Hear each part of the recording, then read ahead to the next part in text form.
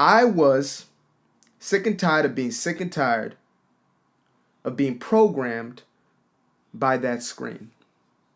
Now, I know that we live in a day and age where we have the most powerful programming machine of all time, but at least with this, there is variety and you can tune into any space that you want. However, television was created in a way where, the programming was created to get the masses under one hypnosis, under one specific spell, under one specific messaging.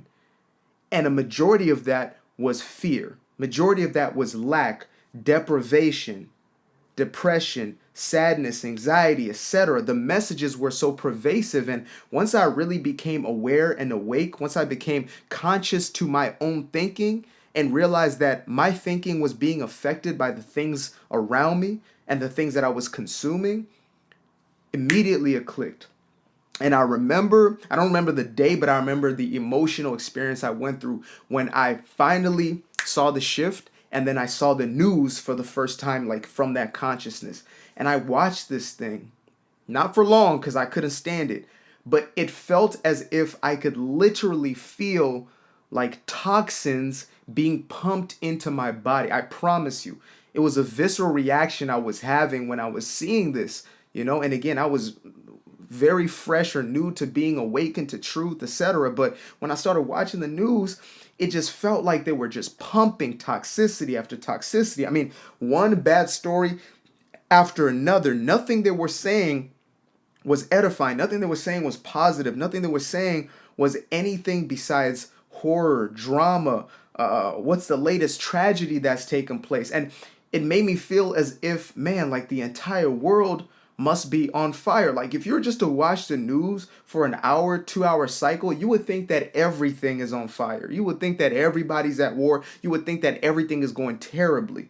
And depending on which outlet you use, you will think that the right is, massacring the left and the left is massacring the right. Like you would just think there is havoc in the streets. Now, there are some areas and spaces in this world where those things are going on, but the news is this perpetuation. It's a programming. That's why they call it television programming, because it is programming our consciousness. It's programming our subconscious minds into belief systems, and belief systems create our lives. Belief systems are the operating machine of how we play out our reality. And these individuals who create these programs know that. They understand the power of image, of sound, of emotionality behind that. When they feed us these messages that are fear-based, they know it's going to bring us into a fearful state. It's going to bring us into a fearful vibration, and we will operate from fear. We will be closed off. We will be reclusive. We will basically curl up in a ball and want to do nothing about our lives. We will feel helpless and powerless within that state. It is an absolute fear state, and that is what they are pushing and perpetuating every single day, nonstop. Now, I remember hearing the story of, I think it was Ted Turner, the creator of CNN, when it first started back in like the 70s or 80s. And he created this concept of a 24-hour news cycle. And it was so revolutionary because at the time, like there was nothing that was really 24 hours. Like a station could play different programs, but for just news to be going all day, that was, out of the ordinary. You had like 5 p.m. news or 6 p.m. news, and then the TV was off, like off to bed, everybody, or you listen to the radio, or watch the Andy Griffin or whatever Griffin show that was back then. But basically, there was no 24-hour cycle. So in comes a 24-hour cycle of news. And so with that came an obvious need for money to come in to support 24 hours of broadcasting. And again, back then, we didn't have phones. So the productions cost millions of dollars. Like you needed the big cameras, you needed the setups, you needed the crews, etc. You didn't have this where you could just turn your camera on and start talking. You didn't have Zoom calls where you could just, tune in and have people across the world speaking and bringing the news to the world. So what basically started happening at that point was, again, production costs were high, overhead was high, and so they needed advertisers. And there's always been advertisers in television since the very beginning. And so once advertisers step in, they're going to need programming that keeps people's attention, because more attention means more dollars to the advertiser. So what did the news companies or broadcasters do? Well, They had to make sure that they kept the attention of people.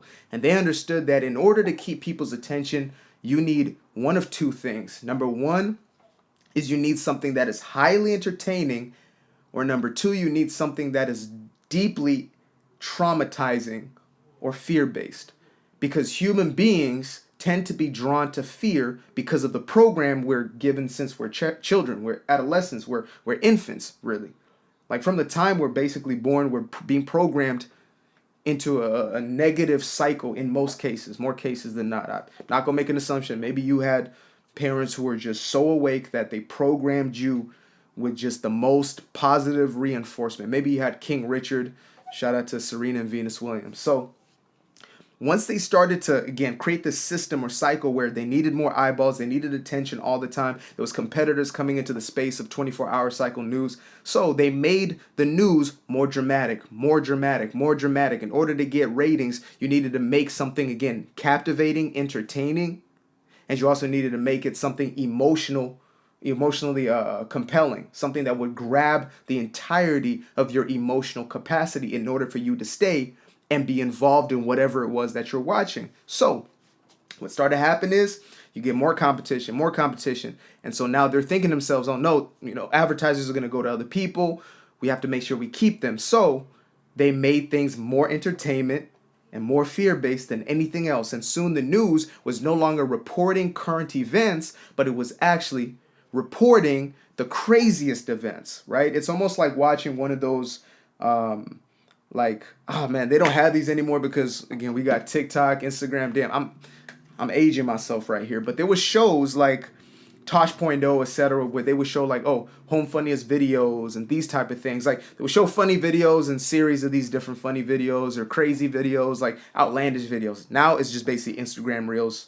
It's basically your TikTok feed, right? But there would be a place that you could go and just watch that. And the news became an equivalent of that. So my point with all this is, at a certain point in time, television no longer just came about or became a thing used as a means for entertainment, for leisure, for kickback. It became a mechanism used to grab as much attention as possible. And again, the best or greatest way or most powerful way they knew to do that was to program in the emotion of fear. If you can create fear within somebody or trigger a fear response within an individual, give them images and messages that trigger that fearful state of mind, which creates fearful emotions, you have them hooked. And once you have them hooked, you are now programming them. You are now creating new belief systems or reinforcing old belief systems. And so that same model was then carried over into social media. And so when I say I stopped watching television, it really extended into social media. Now, I'm not going to lie to y'all. I have picked up a show. Me and my girl, we actually really bonded over this in the beginning of our relationship. And still to this day, is one of our favorite things to do is watch the new Bel-Air series. I grew up on the Fresh Prince of Bel-Air. I think it was a wholesome show. Back in the 80s and the 90s, they had some wholesome shows, and then you had some of the other salacious stuff. But Bel-Air, I think, is a brilliant show. However, I still have to be very conscious and cognizant when I'm watching it because there's still ideas, concepts, and storylines that can get you so emotionally hooked that they hijack your emotional system. They get you to start believing in these things or start investing emotion into these things. They start to, rewire the way you see life. Like if you binge watch any show, you're going to start picking up some type of characteristic, even the mannerisms of a character or the way that a character speaks or a demeanor of a character. That's how influential this programming is. Again, we are human, we're spirit first, but we are also mind, we are also brain, we are also emotion, energy and motion. Therefore, we are like computer systems. We have networks and neurons going on within our brain, which are essentially the programming mechanism or the, I guess you would call it the motherboard, where all the programs run through. That's how our brains are created to function. And so the more messaging we put into our own mind, that then becomes calcified into the brain or becomes reinforced into the brain, becomes habitual thinking. And then that habitual thinking becomes the way in which we live or project our reality.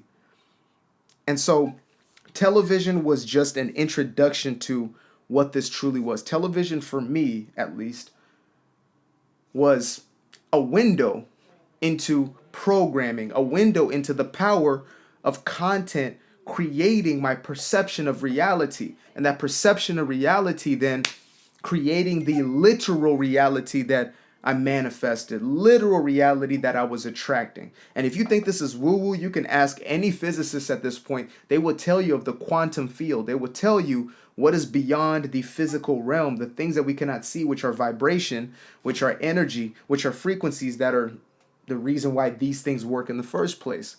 So I didn't even want to get into, again, the frequencies and the energy and the vibration and, even the power of color, etc., and transmutation of these ideas.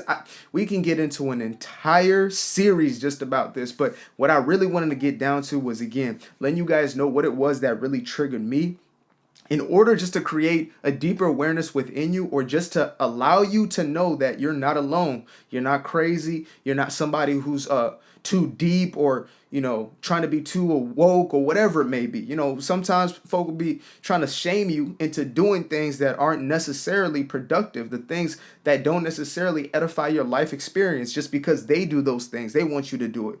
Just like watching corn, and I'm sure you know what word I'm referring to there. They might shame you that you don't like to watch corn. Like, for myself, when I was 19, 20 years old, that was one of the things I said, I'm no longer going to entertain. I'm not going to get into that. Y'all can do what y'all want, but this is not the program that I want within me. I want healthier relationships with myself first and foremost, and then obviously with whoever I have within my life. I want different images running through my head. I don't want my psyche to be taken over by something or somebody else that is not going to be productive for me, that's not going to be empowering for me, something that's going to strip me of my power and make me dependent, make me an addict to something that is not helpful within my life experience. That's the mentality that I started to take on, and that's the mentality that's carried me through all these years, and it's only become more powerful, only become more profound. And you guys will see the results of it the next 2 to 3 years as I'm fully and absolutely giving myself to my purpose. And so, again, this is really a message for anybody out there who's in a place where either, you're thinking to yourself, man, I don't know, like, I just feel like my mind is not my own.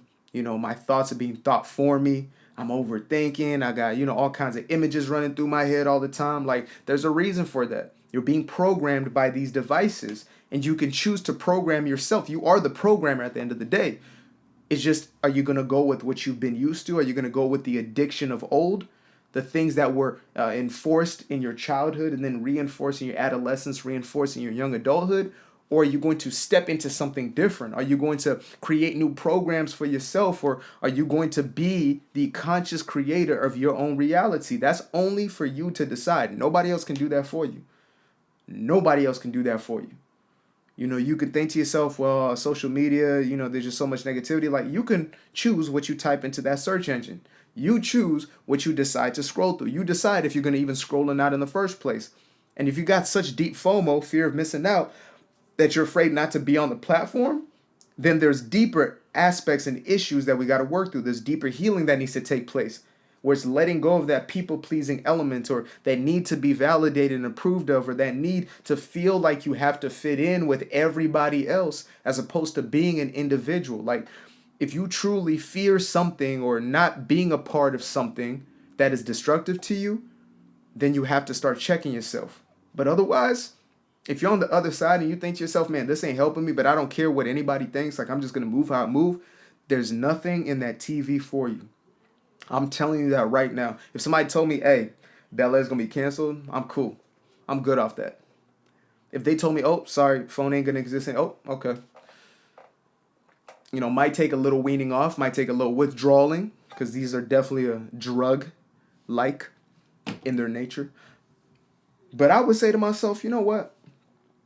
I'm going to be the programmer in my mind regardless.